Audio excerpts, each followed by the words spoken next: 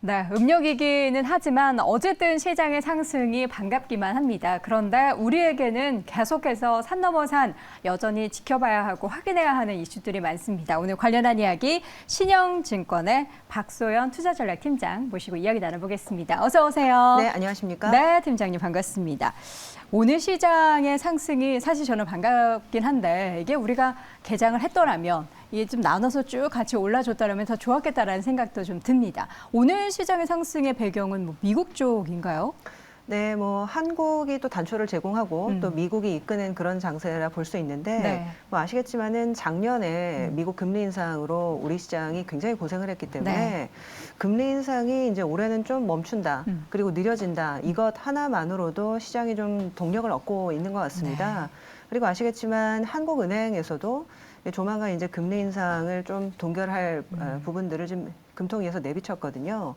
그러다 보니까 작년보다는 그래도 올해 여건이 상당히 낮다라고 이제 투자자들이 판단을 하고 있는 것 같습니다. 네, 전반적으로 금리 인상이 그동안 좀 성장에 대표되는 뭐 IT, 빅테크 종목들을 발목을 잡았다면 이게 좀 완화되는 분위기가 전체적인 시장에 좀 매기를 집중시키는 그러한 배경이 되고 있다. 그 중에서 보면 외국인이 좀 적극적으로 코스피를 산단 말이죠. 뭐 여러 가지 환율 부분도 있고 말씀해 주셨던 내용도 좀 영향이 있을 것 같은데 외국인 수급이 계속해서 좀 순매수 기조를 이어갈 수 있을까요?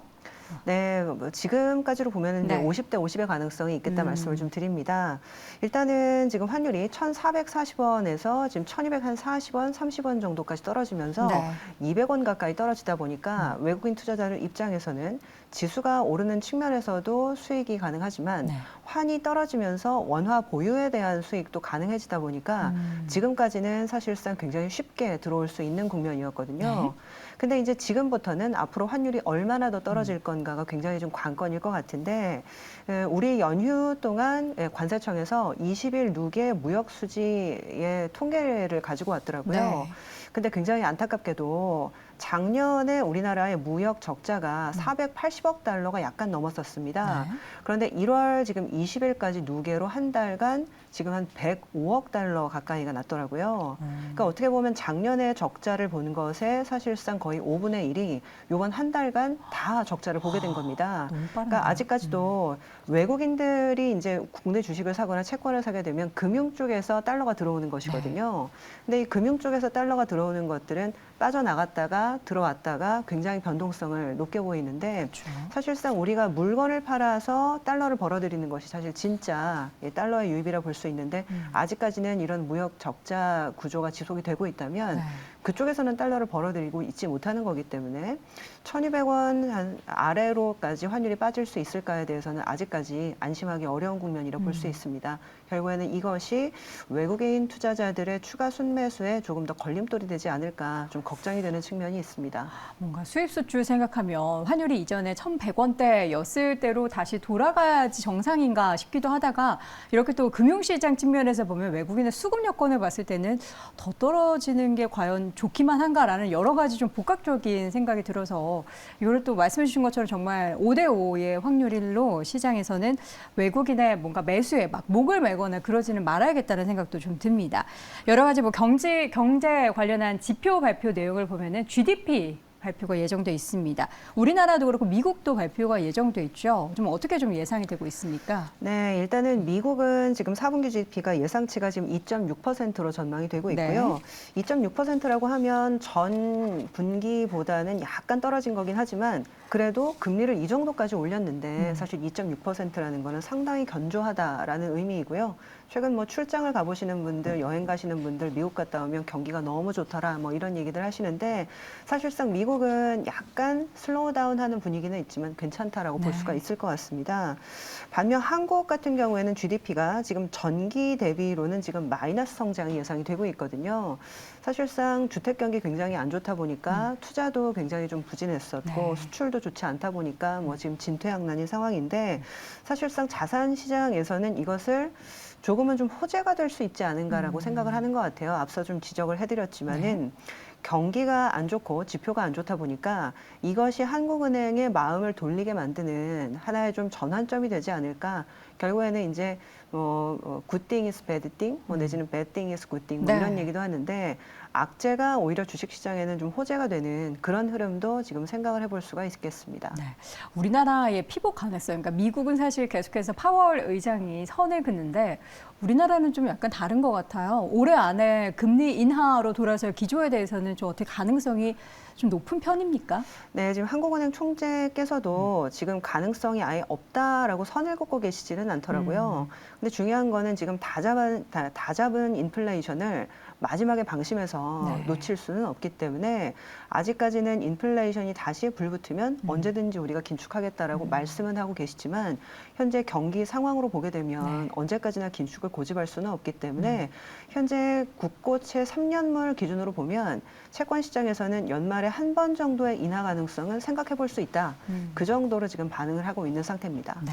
자, 금리 이야기까지 쭉 나눠봤습니다. 이제 실적 시즌에 대한 이야기를 나눠보겠습니다. 4분기 우리나라 일단 뭐 잠정 실적 반도체 쪽은 예상대로 굉장히 안 좋았고요. 근데 오히려 주가는 그 이후로 굉장히 좋은 모습들 보였는데 이 외에 실적이 좀 걱정된다 싶은 업종을 꼽자면 뭐가 또 있을까요? 네, 결과적으로는 지금 중국의 리오프닝에 대해서 굉장히 기대를 많이 하고 계시기 때문에 네. 중국의 익스포저가 좀 높고 그리고 중국 관련된 매출 비중이 높은 업종에 대해서 기대를 좀 많이 하고 계십니다.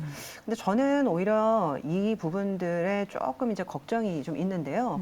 왜냐하면 지금 사실 중국의 리오프닝이 11월 달에 이제 공표가 됐고 네. 그 이후로 지금 한 2, 3개월이 흘렀는데도 불구하고 아까 말씀드렸던 것처럼 무역 적자가 크게 개선이 안 되고 있거든요.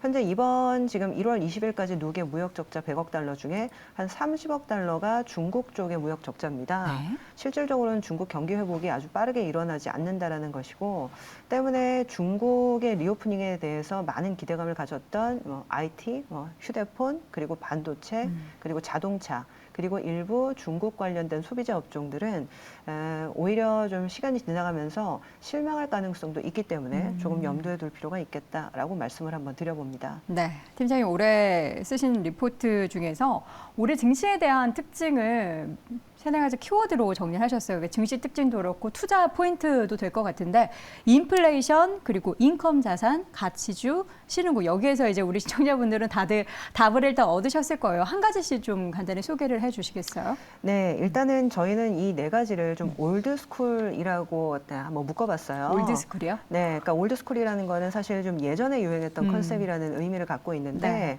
최근에는 사실은 성장주가 훨씬 더 좋았고 그리고 이제 저금리 그리고 디플레이션 이런 부분들로 인해서 오히려 이제 증시가 사실상은 좀 이 성장하는 회사나 내지는 종목에 더 밸류에이션을 얹어주는 흐름들이었거든요.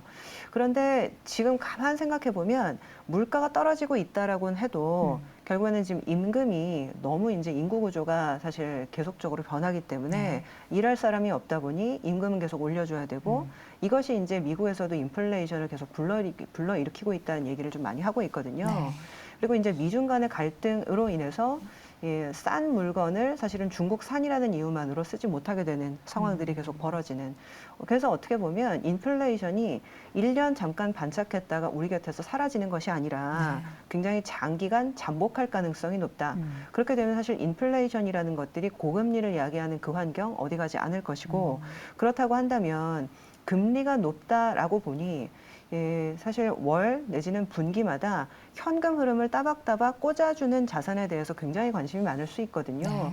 왜냐하면 금리가 제로일 때는 사실은 배당이나 내지는 이자에 대해서 관심이 없지만 4, 5%의 금리 환경이 지속될 때에는 현금 흐름이 돌아오게 되면 그것을 4, 5%의 복리에 재투자를 할 수 있는 이제 과정이 주어지게 됩니다. 그러다 보니까 인컴 자산에 대한 어떤 흐름들이 굉장히 강화될 수가 있고요.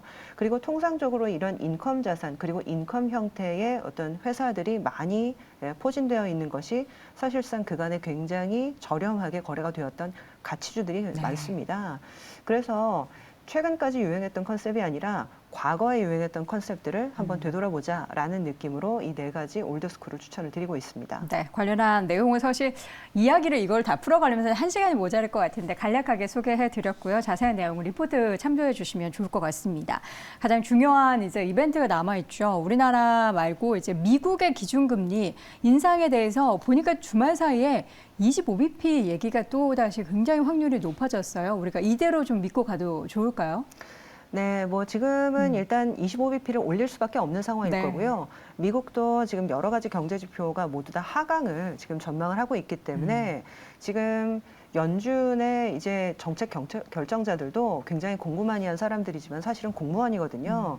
이러한 지표를 보면서 계속적으로 긴축을 고집했을 때 내 손으로 내가 직접 경기 침체를 야기하는 어떤 그런 리스크를 지고 싶지는 않을 겁니다. 그래서 이제 아마도 25bp는 거의 굳어진 어떤 상황이라고 보고 있고 향후에는 아마 금리 동결도 봄 이후에는 가능할 거라고 보고 있습니다.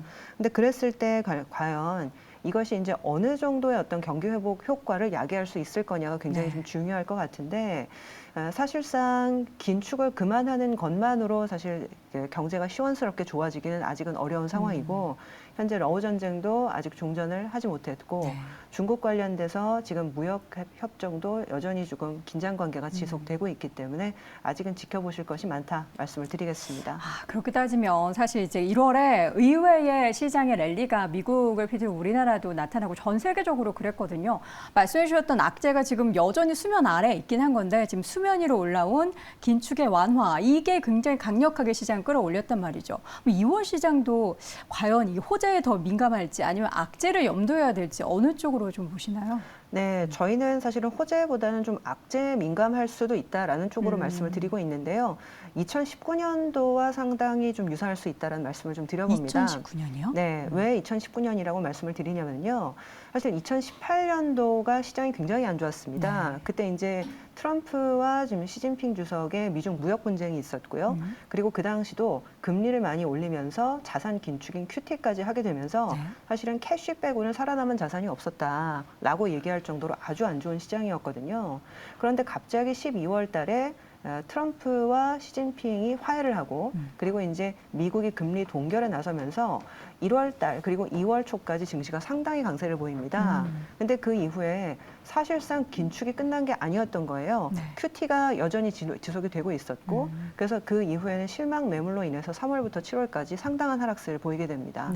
그래서 올해 같은 경우에도 이런 부분들 잘 지켜보면서 사실상 이 호재가 어느 정도까지 지속되고 있을지 한번 가늠자를 마련해 보시는 게 좋을 것 같다 설명드립니다. 네, 시장이 오를 때도 우리는 악재가 수면 아래에 늘 상존해 있다는 것을 늘 잊지 않고 전략을 잘 마련해야 될 것 같습니다. 자, 오늘 시장 현재의 분위기를 진단할 수 있는 다양한 내용도 확인해 봤고요. 이 시간 신영증권의 박소연 투자전략팀장 함께했습니다. 고맙습니다. 감사합니다.